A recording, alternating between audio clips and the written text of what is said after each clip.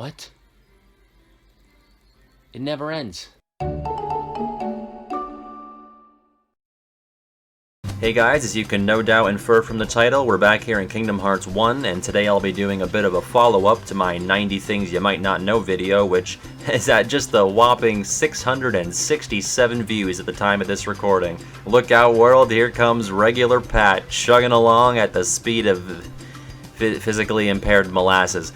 Before I go drink in a celebration of my progress, I've got 25 brand new obscure thingamajigs for you to marvel over. Brand spanking new if you're into that sort of thing, I don't judge. Alright, let's get started. Gotta keep the line moving.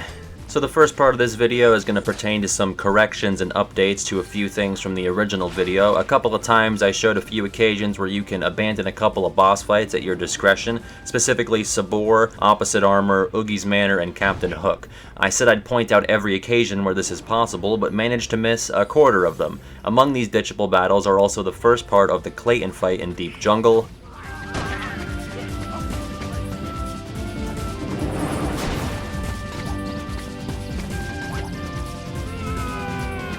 and the Cave of Wonders Guardian fight in Agrabah. I do highlight both of these opportunities in my level 1 guide, and it's actually a good idea to ditch them and return since both of these fights are particularly difficult on level 1, so doing that can save you the aggravation of having to skip the cutscene on every attempt. This one had me kicking myself like 2 minutes after I had uploaded the original video. Number 17 was about this text box dialogue with Sid where he references his stuff being stolen from the shop, and I'm like, who could it be? What a mystery, it's never brought up again. And it's definitely just a reference to the optional scene with Pinocchio. I knew about this scene when I was a kid, and I figured it was so well known I didn't even bother including it, so I guess it was just not in mind when I came across the Sid thing. I just didn't put 2 and 2 together. But yeah, after you deal with everything in your second Traverse Town visit, you can find Pinocchio in the accessory shop blatantly stealing something, so yeah, my bad. I used some B-roll here of the Titus doppelganger to suggest that he was the thief, so I have to issue an apology. I am sorry, homeless Titus clone, you are absolved of all crimes. This one I was just straight up wrong about, but in fairness, so are a bunch of people it seems.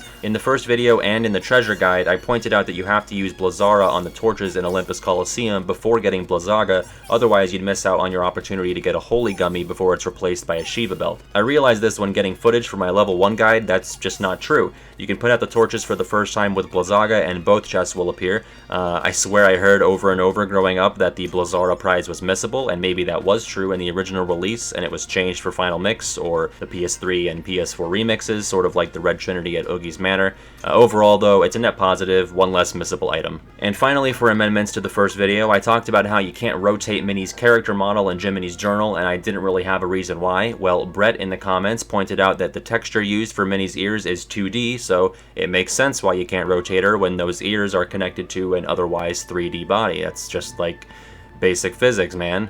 Check out the big brain on Brett! Speaking of the comments, I've got a couple others here I want to share. I think my favorite thing I've learned since the original 90 Facts was something that was actually right in my face and in the video, and I didn't notice until it was pointed out by Meteornome. They point out after arriving in Neverland for the first time, Sora's shadow is nowhere to be seen until after you beat Anti-Sora. Now, as I mentioned, you can see this to be the case in the Neverland footage from the original video, but I went back and checked, and sure enough, even if you leave the world, Sora's shadow is not visible. This one was just impressive to me. It's completely unnecessary and probably only noticed by a small percentage of players, but it's just pure quintessential KH1 charm. Another thing from the comments I really liked was brought up by this user, and I'm embarrassed to admit I had to read this name like 10 times before getting it. I was like, the lemonadestandman? Adestandman? Thelemonadestandman? The lemonadestandman? Jesus, I had to look at the profile picture to get it. The Lemonade Stand Man. But yes, the Lemonade Stand Man commented that Leon's concern over the 99 Dalmatians could be a reference to Renoa from Final Fantasy VIII and her dog Angelo. I haven't played Final Fantasy VIII myself, it's on my list, but I do know that Renoa is Squall's love interest, so it makes sense that he has a soft spot for dogs. You might consider this a stretch, but I don't know, they could have had it be Yuffie or Aerith or Sid who's upset over the puppies, but they picked Leon for it. The Final Fantasy VII guys don't care about dogs, they're all cat people. While we're in Traverse Town, I've got a couple of things to show here. I have no idea why I didn't include this one originally, but a lot of people probably know about it. In the item shop, if you step on the scale, it actually reacts to Sora's weight, showing that Sora weighs this much. He's this many pounds. Donald and Goofy, however, weigh nothing. Oh god. Are they even real? Is Sora just imagining this whole thing? It wasn't a dream. Or was it? I don't know. Anyway, when you first arrive in Traverse Town, your first instinct is probably to run out into the center of the first district, but if you wait a few seconds before starting up the cutscene, you can bend time to your will and freeze this Moogle in place, like he's doing some sort of elliptical exercise. Stop! Stop! Stop! Stop! Another thing you might not think to do, instead of heading into the accessory shop upon arrival, you can try to leave to the second district and the game pulls a KH2 on you and it's like, no, you should probably go look somewhere else. But unlike KH2, you can disregard this and head on out anyway. If you go and kill 5 shadows, you can essentially skip having to talk to Sid one time, as entering and talking to him the first time after this will be enough to trigger the Leon boss fight outside. Maybe this one's obvious, but in the mystical house area, you can see images of owls in a few places, like on the arch near the front of the house and alongside the house itself. Now, I've never actually seen the Sword in the Stone, so this might be a given for people who were familiar with the movie, but I figure these owls, along with the suspended birdhouse thing, are probably referencing Merlin's pet owl Archimedes from the movie. In the alleyway, you can see these signs hanging up that are actually advertising locations within Traverse Town, like the food place in the first district and some stores in the second district, but more importantly, you can do this. How about that? That do anything for you? Just flick that control stick ever so slightly for hours of endless entertainment. Now, I thought I really stumbled onto something big with this one. In the Gizmo shop, after using Thunder on the exposed wires in the third district, you can press some buttons to activate this clock for 2 postcards, and the clock stops at 6:54. And I thought, oh my god, that explains everything. It's always nighttime in Traverse Town. What if the clocks are all stuck at 6:54 p.m.? I searched the whole world for more evidence to corroborate my theory. In the Dalmatian house, we've got one reading 3 o'clock, so maybe it's actually 3 in the morning, dead of night, but in the same damn house, we've got this clock, which doesn't even match. Well, whatever, maybe Roger and Anita forgot to fix it before they were torn limb from limb by Soldier Heartless. I ran over to the item shop, and I don't even know how to read this Dr. Seuss bullshit. My theory is really falling apart now. I can just hit this clock in the green room and make it whatever time I want. None of these clocks read the same, there's no consistency.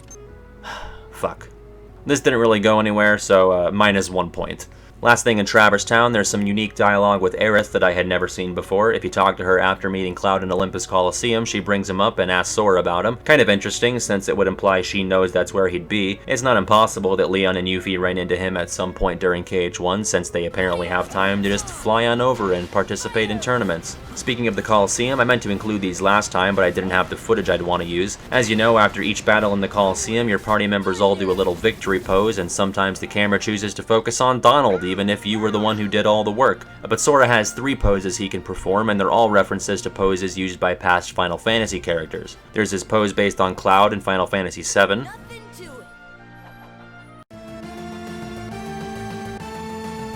One based on Squall in Final Fantasy VIII.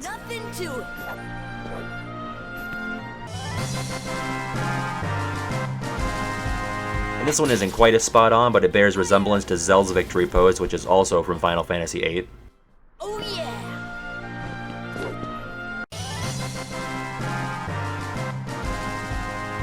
I want to shout out my friend for getting me this Final Fantasy VIII footage. He goes by Inner Light Productions on YouTube and Instagram. He makes some short films and is a big movie buff in general, and also big on Kingdom Hearts, so go check him out. Last time I showcased a couple of alternate cutscenes, and this one just didn't occur to me until afterwards. Most players probably beat the Olympus Cups in the order that they're unlocked: Phil, then Pegasus, then Hercules. After doing so, you see a cutscene where Hercules comments on how he wasn't even holding back during his fight with Sora, despite the fact that he could always be seemingly invincible to anything except wooden barrels whenever he wants. But I thought, well, is this scene different if I beat Hercules before the other cups? And sure enough, I did the Phil Cup and then the Hercules Cup, and the normally voiced line from Hercules turns into this text box after beating him. Likewise, after making the Pegasus Cup the last tournament I completed, Herc's first line in his cutscene is different.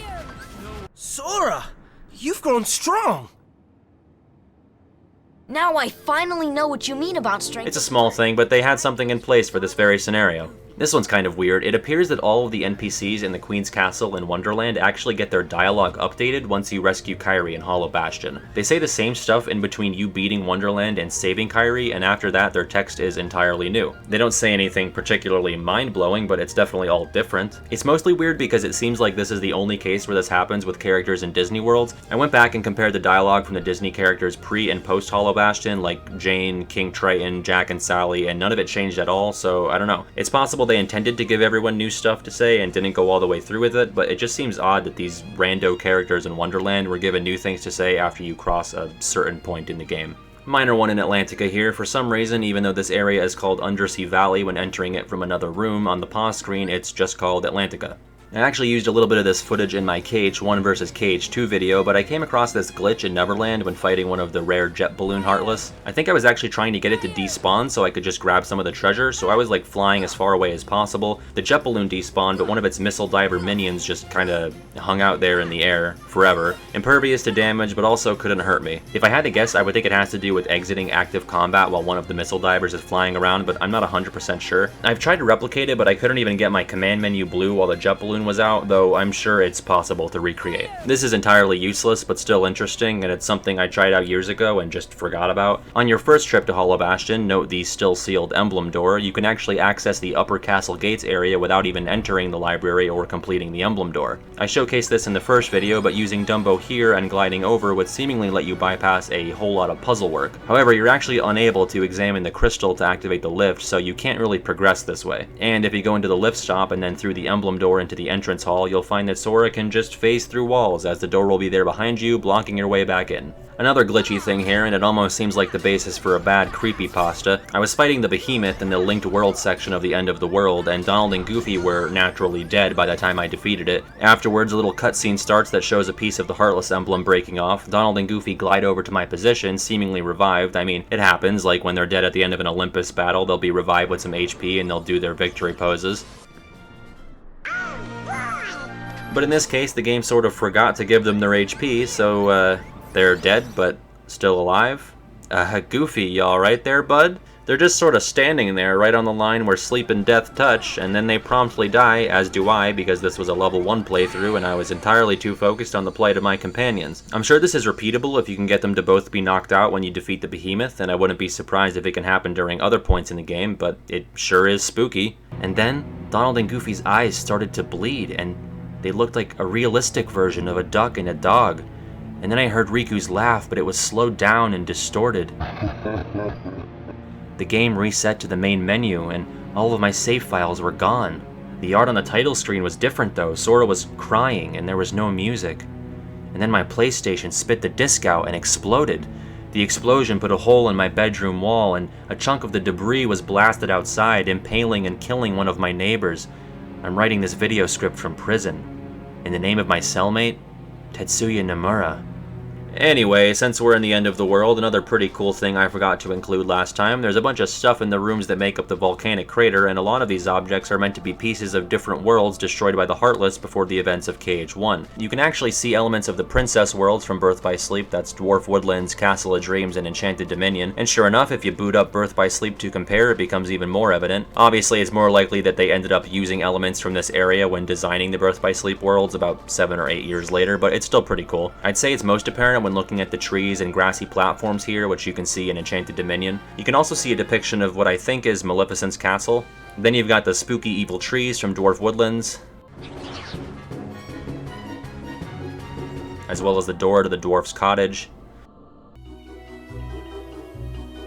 And I'm less sure on this, but I think some of these stone structures are meant to be from parts of Castle of Dreams.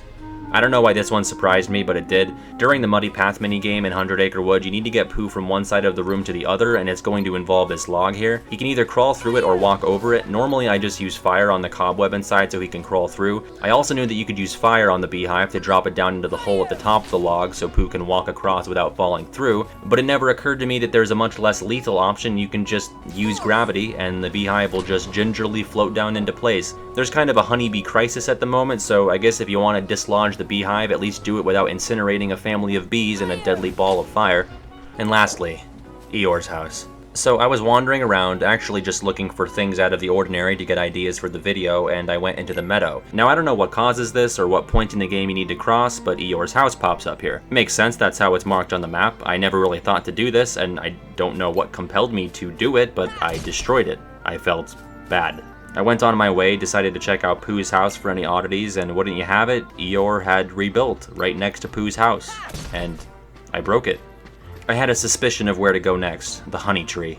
Good God, there it is. Well, I mean, I've come this far, I froze it into smithereens. Why are you doing this? I flew over to Rabbit's house. It was a bit more hidden this time, but around back, there it was. My right thumb throbbed in anticipation, and I broke it again. Okay, what is wrong with you? The pattern actually breaks here. I would have thought it would pop up again at the hill, but I scoured the place, and it's not there for some reason, so I went over to the bouncing spot, and it was right there at the entrance, as if he just started to give up. I'm so sorry. Only place left was the muddy path, and yet again, Eeyore had his house propped up at the entrance, ready for me to mercilessly destroy. And now what? I run out of locations. I went back to the meadow, and there it stood.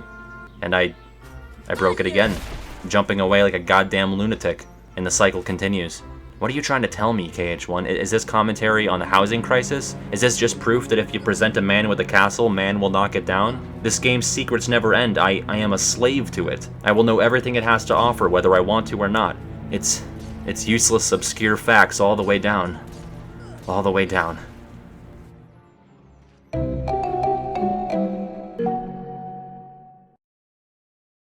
Well, we went to some weird places with this one, but I thank you guys nonetheless for watching. I've enjoyed making every video on this channel so far, but especially these ones that show off all of the little-known aspects of my favorite game. I even learned some stuff last time, so as always, leave a comment and share your knowledge. I would think the well would eventually run dry for obscure KH1 things, but if we amass enough new stuff, a third installment is definitely possible. If you enjoyed and want to see more videos like this, stab me in the face with one of those blue up-pointing thumbs, and if you're new, click subscribe. I'll only show up on your homepage like once a week maximum. I don't want to take any valuable real estate away from whatever YouTube's trying to plug for you, like 10-minute videos as still images stolen from Reddit narrated by one of those shitty text-to-speech robot voices, or clips from late-night TV shows, because yeah, that's what user-created content's all about. Conventional wisdom and the insect living inside my hoodie also wants me to tell you to smash that MF bell icon to turn on notifications about my videos, but I don't know, that seems intrusive. Also, I'm supposed to tell you to tell your friends? What the hell are friends? But yes, the higher my numbers go, the more inflated my sense of self-worth becomes, and the more I'll want to make new content. I'm not afraid to admit to being shallow. Alright, in the words of a washed-up has-been, Enough!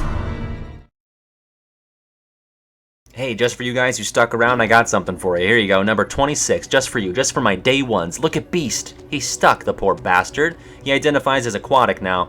If you watched all the way to the end, comment, free the Aqua Beast. But work it in subtly. We don't want to give these kinds of secrets away. Alright, bye for real now.